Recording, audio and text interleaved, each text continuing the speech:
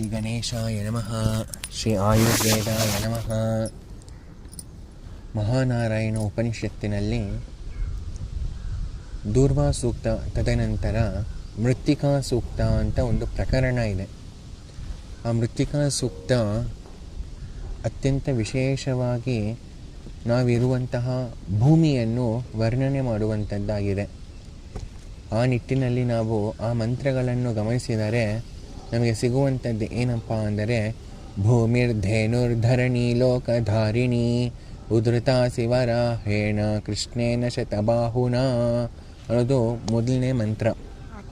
ಭೂಮಿರ್ಧೇನುರ್ಧರಣಿ ಲೋಕಧಾರಿಣಿ ಅಂತ ಹೇಳ್ತಾ ಇದ್ದಾರೆ. ಅಂದರೆ ಅರ್ಥ ಏನು ಅಂದರೆ, ಭೂಮಿ, ಓ ಭೂದೇವಿ ನೀನು ಧೇನುಹು ಅಂತ ಹೇಳ್ತಾ ಇದ್ದಾರೆ. ಅಂದರೆ ಧೇನು ಅಂದರೆ ಗೋಮಾತ.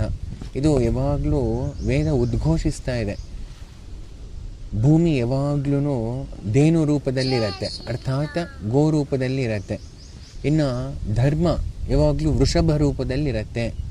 ಅದಕ್ಕೆ ನಮಗೆ ಭಾಗವತ ಮಹಾಪುರಾಣವನ್ನು ನಾವು ಗಮನಿಸಿದ್ರೂ ಕೂಡ ಅಲ್ಲಿ ಚರ್ಚೆ ಆಗತ್ತೆ ಭೂಮಿಗೆ ಮತ್ತು ಧರ್ಮಕ್ಕೆ. ಭೂಮಿ ಗೋ ರೂಪದಲ್ಲಿದ್ದರೆ ವೇದ ಧರ್ಮ ಇದೆಲ್ಲವೂ ವೃಷಭ ರೂಪದಲ್ಲಿ ಇರುತ್ತೆ ಅನ್ನೋದನ್ನು ವೇದವ್ಯಾಸರು ಭಾಗವತ ಮಹಾಪುರಾಣದಲ್ಲೂ ಪ್ರಥಮದಲ್ಲೇ ನಮಗೆ ತಿಳಿಸುವಂಥದ್ದು ನಾವು ನೋಡ್ಬೋದು. ಅದೇ ನಿಟ್ಟಿನಲ್ಲಿ ಇಲ್ಲಿ ಭೂಮಿಯನ್ನು ಧೇನುಹು ಅಂತ ಉದ್ಘೋಷಿಸ್ತಾ ಇದ್ದಾರೆ ಋಷಿಗಳು ವೇದದಲ್ಲಿ ಅಂತ ಹೇಳ್ತಾ, ಈ ಭೂಮಿ ಅನ್ನೋ ಧೇನು ಏನಪ್ಪ ಮಾಡುತ್ತೆ ಅಂದರೆ ಧಾರಣೆ ಮಾಡುತ್ತೆ. ಯಾರನ್ನು ಧಾರಣೆ ಮಾಡುತ್ತೆ ಅಂದರೆ ಲೋಕವನ್ನು ಧಾರಣೆ ಮಾಡುತ್ತೆ. ಲೋಕ ಅಂದರೆ ಏನು? ಲೋಕ ಅಂದರೆ ಜನ, ಮನುಷ್ಯರು, ಪ್ರಾಣಿಗಳು, ಭೂತಕೋಟಿಗಳು ಅಂತ ಅರ್ಥ. ಅದಕ್ಕೆ ಈಗ ಭೂಮಿ ಧೇನು, ಈ ಧೇನು ಏನು ಮಾಡ್ತಾ ಇದೆ? ಧಾರಣೆ ಮಾಡ್ತಾ ಇದೆ. ಅದಕ್ಕೋಸ್ಕರ ಇವಳಿಗೆ ಹೆಸರೇನು? ಧಾರಿಣಿ ಅಂತ. ಮತ್ತು ಲೋಕಗಳನ್ನೂ ಧಾರಣೆ ಮಾಡೋದ್ರಿಂದ ಲೋಕಧಾರಿಣಿ ಅಂತ ಹೇಳ್ತಾ ಇದ್ದಾರೆ ಅಂತ ಹೇಳಿ, ಉದ್ರುತ ಶಿವರಾಹೇಣ ಕೃಷ್ಣೇನ ಶತಬಾಹುನ ಅಂತ ಹೇಳ್ತಾ ಇದ್ದಾರೆ. ಈ ಭೂಮಿ ಇಲ್ಲಿ ಒಂದು ಕಥೆಯನ್ನು ನಮಗೂ ತಿಳಿಸ್ತಾ ಇರುವಂಥದ್ದು ನಾವು ಗಮನಿಸ್ಬೋದು. ಉದ್ರುತಾಸಿ ವರಾಹೇನ ಕೃಷ್ಣೇನ ಶತಬಾಹುನ ಅಂತ ಹೇಳ್ತಾ ಇದ್ದಾರೆ. ಅಂದರೆ ಅಮ್ಮನನ್ನು ಅರ್ಥಾತ್ ಭೂದೇವಿಯನ್ನು ಉದ್ಧತಾಸಿ ಅಂದರೆ ಉದ್ಧಾರ ಮಾಡಿದ. ಯಾರು ಮಾಡಿದ್ದು? ಎಲ್ಲರಿಗೂ ಗೊತ್ತು. ವರಾಹೇಣ ಅಂದರೆ ವರಾಹ ಸ್ವರೂಪನಾಗಿರುವಂತಹ ಶ್ರೀ ಮಹಾವಿಷ್ಣು ಉದ್ಧಾರ ಮಾಡಿದ. ಯಾವಾಗ ಅಂದರೆ ಹಿರಣ್ಯಾಕ್ಷ ಸಮುದ್ರದಲ್ಲಿ ಭೂಮಿಯನ್ನು ಮಗ್ನ ಮಾಡಿರುವಾಗ. ಆದರೆ ಇಲ್ಲಿ ಪದಗಳನ್ನ ಗಮನಿಸಬೇಕಾಗಿರುವಂಥದ್ದು. ಕೃಷ್ಣೇನ ಶತಬಾಹುನ ಅಂತ ಹೇಳ್ತಾ ಇದ್ದಾರೆ. ಕೃಷ್ಣ, ಇಲ್ಲಿ ಕೃಷ್ಣ ಎಲ್ಲಿಂದ ಬಂದಪ್ಪ ಅಂತ ಪ್ರಶ್ನೆ ಅಲ್ಲ. ಇಲ್ಲಿ ಕೃಷ್ಣ ಅಂದರೆ ಕರ್ಷಣಾತಿಥಿ ಕೃಷ್ಣ ಅಂತ. ಎಲ್ಲಿ ಭೂದೇವಿ ಇದ್ದಾಳೆ ಅಂತ ಅವನು ಗೊತ್ತು ಶ್ರೀಮನ್ನಾರಾಯಣನಿಗೆ. ಅದಕ್ಕೆ ಆಕರ್ಷಿತನಾಗಿ ಆ ಭೂಮಿನೇ ಮಹಾ ಆಕರ್ಷಣ ಶಕ್ತಿ ಹೊಂದಿರುವಂಥದ್ದು. ಅಂಥ ಭೂಮಿಯನ್ನು ಉದ್ಧಾರ ಮಾಡಬೇಕು ಅಂದರೆ ಆಕರ್ಷಣೆಗೆ ಮಹಾ ಆಕರ್ಷಣೆ ಆಗಿರುವಂಥವನಾಗಿರಬೇಕು. ಗೊತ್ತಾಗ್ತಾ ಇದೆಯಾ?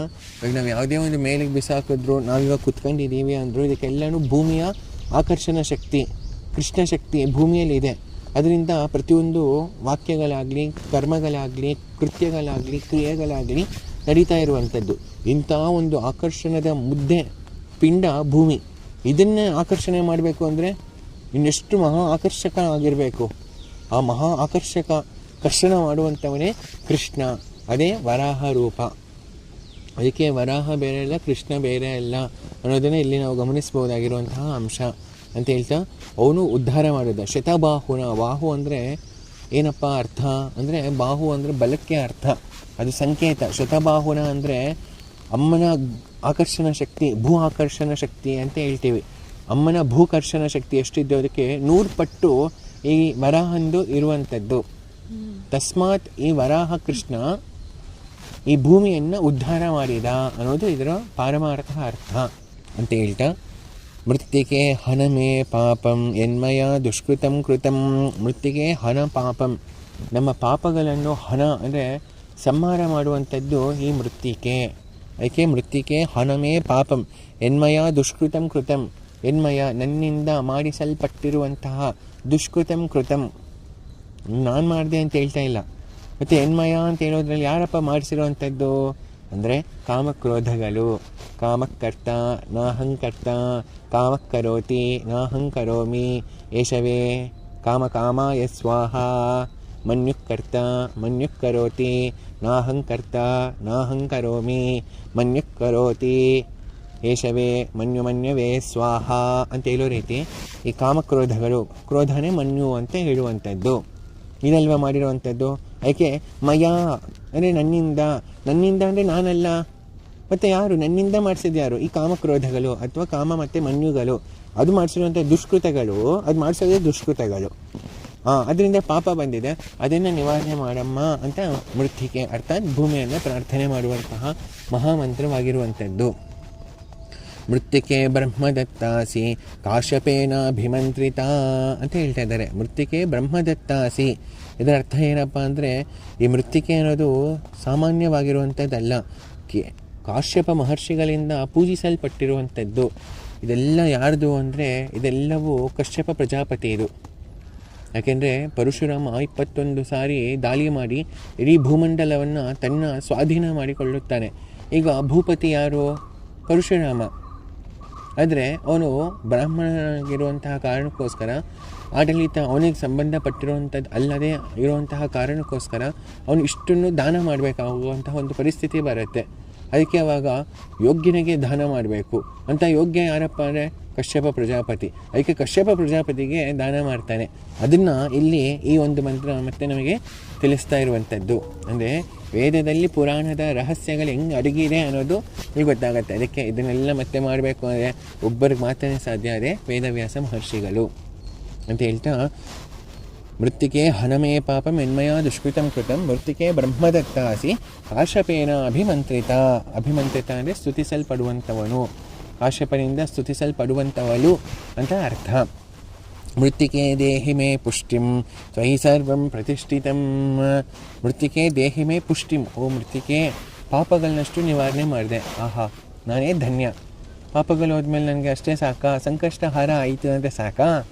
ವರಗಳೂ ಬೇಕಲ್ವ, ವರದಾನೂ ಬೇಕು. ಅದಕ್ಕೆ ದೇಹಿ ಮೇ ಪುಷ್ಟಿಂ, ಪುಷ್ಟಿಯನ್ನು ಕೊಡು. ತ್ವಯಿ ಸರ್ವಂ ಪ್ರತಿಷ್ಠಿತಂ. ಹೆಂಗೆ ನೀನು ಕೊಡ್ತೀಯ? ಯಾಕೆಂದರೆ ನಿನ್ನಲ್ಲೆಲ್ಲವೂ ನಿನ್ನಲ್ಲೇ ಪ್ರತಿಷ್ಠಿತಗೊಂಡಿದೆ. ಅದಕ್ಕೆ ಪುಷ್ಟಿಯೂ ನಿನ್ನಲ್ಲೇ ಇರುವಂತಹ ಕಾರಣಕ್ಕೋಸ್ಕರ ನೀನೇ ನನಗೆ ಪುಷ್ಟಿಯನ್ನು ದಯಪಾಲಿಸಬೇಕು ಅಂತ ನಮಸ್ಕಾರ ಪುರಸ್ಸರವಾಗಿ ಪ್ರಾರ್ಥನೆ ಮಾಡ್ತಾ ಇರುವಂಥದ್ದು ಅಂತ ಇಟ್ಟ ಮೃತ್ತಿಕೆ ಪ್ರತಿಷ್ಠಿತೆ ಸರ್ವಂ ಮತ್ತೆ ತಿಳಿಸ್ತಾ ಇದ್ದೀವಿ. ಏನಂತ? ಮೃತ್ತಿಕೆ ಪ್ರತಿಷ್ಠಿತೆ ಸರ್ವಂ, ಸರ್ವವು ಈ ಮೃತ್ತಿಕದಲ್ಲೇ ಇರುವಂಥದ್ದು. ತನ್ಮೇ ನಿರ್ನುದ ಮೃತ್ತಿಕೆ ತ್ವಯ ಹತೇನ ಪಾಪೇನ ಗಚ್ಚಾಮಿ ಪರಮಾಂ ಗತಿಂ. ಮತ್ತು ಅಮ್ಮ ಮೃತ್ತಿಕೆಯಿಂದ ನಾಶ ಆಗಿರುವಂತಹ ಪಾಪಗಳು ಮತ್ತೆ ಅದು ಬರೋದಿಲ್ಲ.